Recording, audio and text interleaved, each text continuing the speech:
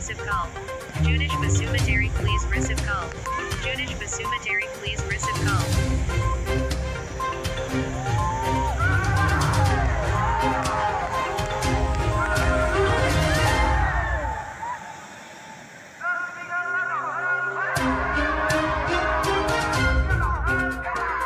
बे मनपुर गेलेग्रा फोथाराव जोंहा 29, 30 आरो 31 बे सानथामनि हाबाफारिजों दिनै जोङो उदालगुरि जिल्ला बाथौ महासभानि 32थि बोसोरसालिया जथुम्मा आरो जोंहा उदालगुरि बियाबनि जोंहा 25थि जोंहा रुफाथि मायथाइ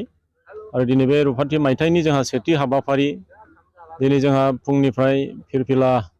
जिथु धोरोमनि जाथा बिरहोनाय हाबाफारि जानानै थांबाय, थान्दै मेल जोंहा जानानै थांबाय आरो मोनाबिलि आर'ज बे जानानै थांबाय आरो जोंहा मोनाबिलिनि आर'ज जोबनायनि उनावनो जोंहा बेयाव 2500 जोङो आलारि बाथि जों फोजोंबाय आरो बेयाव बायदिसिना रंगिना संगिना जोङो इलेक्ट्रिकेल जों बेयाव किसुमान हाबाफारि जों मावखांबाय आरो जोंहा दायो हारिमु बादायनाय हाबाफारिया जागासिनो दङ आरो जों दिनै खोब मोजां मोनदों। दिनै जोंनि बे सेथि हाबाफारियाव जोङो गोबां रंगिना संगिना जों हाबाफारि जोङो दिन्थिफुंनो हाबाय आरो जोंहा गाबोन 30 जिथु जानुवारि गाबोन जोंहा सावरायमेल दंबावो आरो बे सावरायमेलावनो जोङो धोरोम आरो सोलोंथाइजों मा सोमोन्दो दं बिनि सायाव जोङो गुवारै सावरायगोन आरो जों बाथौ धोरोमखौ इयुनाव जों बोरै खामानि मावलांब्ला जोंनि धोरोमा बे बुहुमाव गोसारनो हागोन आरो जों बाथौ धोरोमनि जि आदर्श बेखौ आदर्शखौ जों जोंनि बे ओनसोलाव थानाय बा भारताव थानाय बा बुहुमाव थानाय साफ्रोम सिबियारिनिसिम जोङो बेखौ मोजां मेसेज होनो थाखाय जोङो बेयाव हाबाफारि लागोन आरो जोंहा गाबोन जिल्लानि जोंहा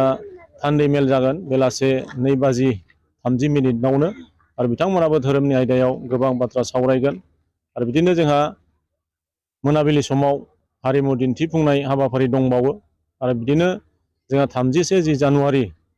जोंहा बेयाव फुंनि जोङो आर'ज जोबखांनायनि उनावनो जोंहा